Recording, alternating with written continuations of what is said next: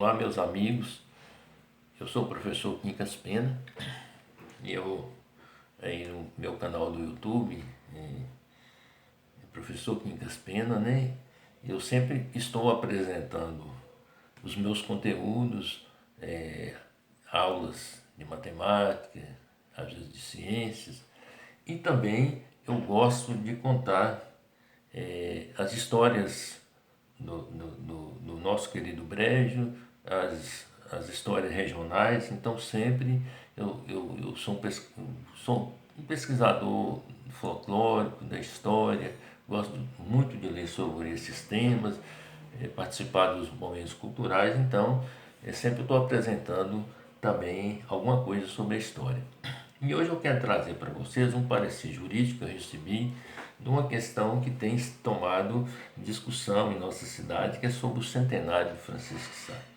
Então, essa minha coluna já está rodando na Rádio Raiz, né, na 87,9.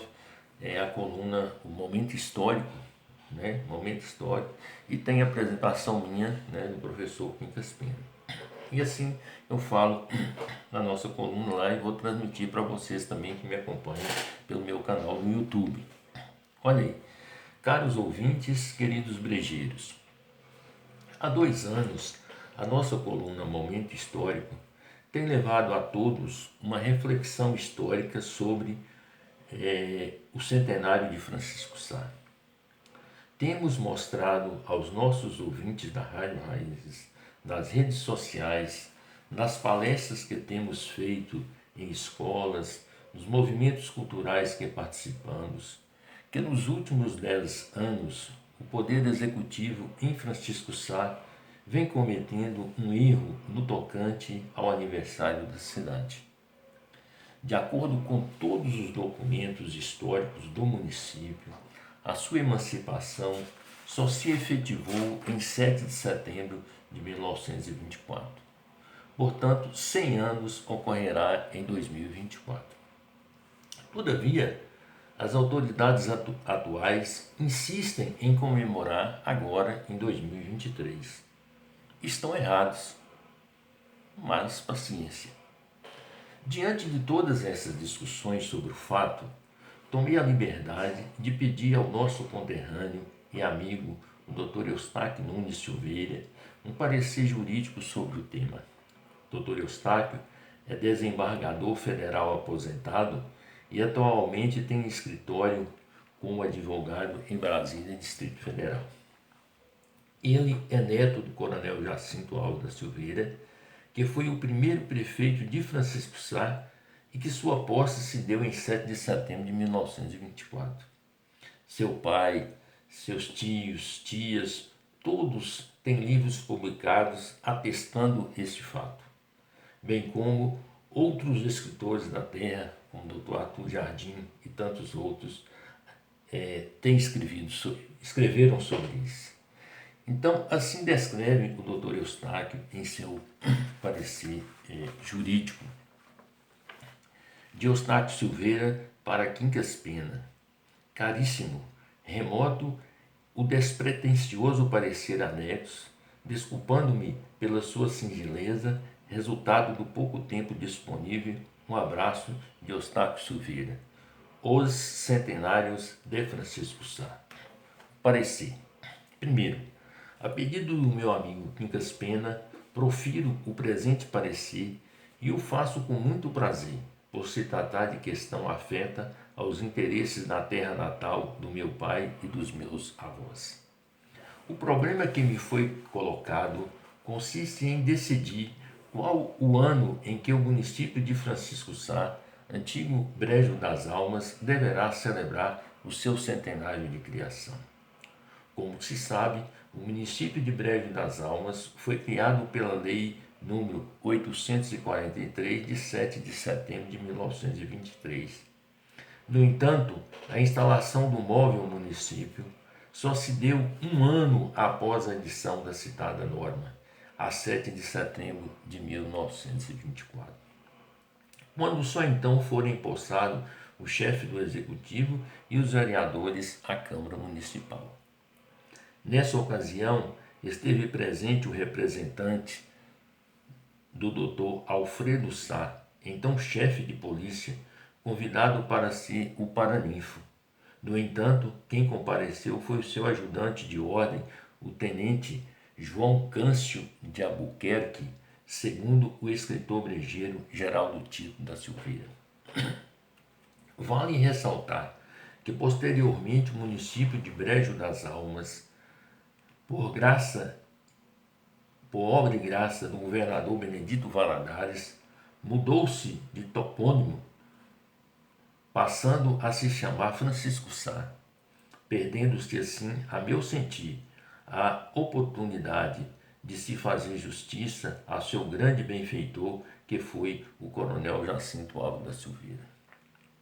Dessa forma, tendo em vista que a efetiva instalação do município se projetou no tempo, mais precisamente por um ano, a dúvida que se forma em consequência disso e com justa compreensão é qual seria a data em que se dará o seu centenário, 2023 ou 2024. Evidentemente que para se ter a resposta correta a essa questão, necessário se faz uma consulta, ainda que breve, ao diploma legal que separou o antigo distrito de Brejo das Almas do município de Montes Claros. Ou seja, a mencionada lei número 843, de 7 de setembro de 1923, que de maneira temporária, 10 anos, conforme o artigo 1º, dispôs sobre a divisão administrativa do Estado de Minas Gerais. Consta-se no seu artigo 2º, em verbis, ficam criados os municípios abaixo e se enumeram, se constituem e se delimitam, tendo por sedes, com categorias de vila, as povoações que já têm ou passarem a ter, pela presente lei, as respectivas designações.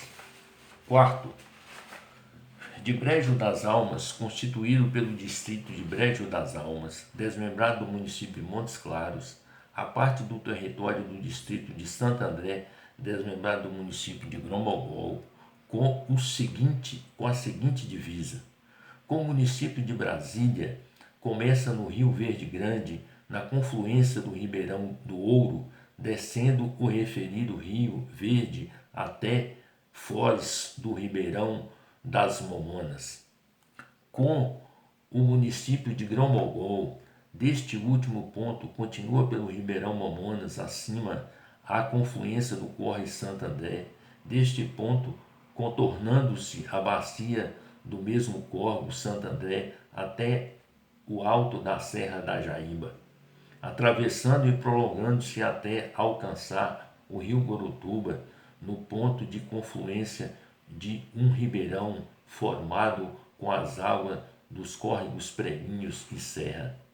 Continua pelo rio Gurutuba acima até um curso d'água que tem a denominação única de Ribeirão. Por este acima até encontrar a Serra do Catuni e depois pelo Espigão Mestre até defrontar as nascentes do Ribeirão da Prata.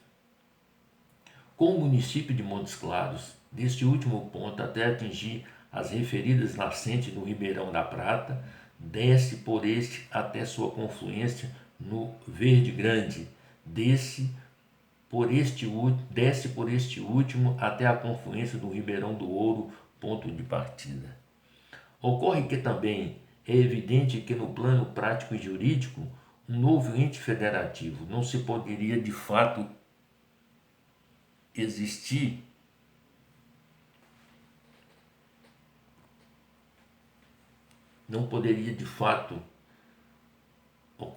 ocorre que é evidente que no plano prático e jurídico um novo ente federativo não poderia de fato existir sem que providências outras além da edição da lei fossem tomadas, inclusive a eleição e posse dos membros dos seus poderes executivo e legislativo, sem os quais não poderia o município ser administrado. Ademais, o legislador estadual impôs para a instalação dos novos municípios, então criado, algumas condições, entre elas a seguinte: Artigo 47. Os novos municípios criados por esta lei não poderão ser instalados senão depois de seus moradores satisfazerem as exigências dos artigos 3º e 4º da Lei nº 2, de 14 de setembro de 1891, quando teremos para logradouro cemitérios, edifícios apropriados para sessões da Câmara, escola de instrução primária e cadeia a juízo do governo. A esse respeito, escreveu o historiador já citado Geraldo Tito Silveira em sua obra Lembranças do Brejo Antigo, na folha 74.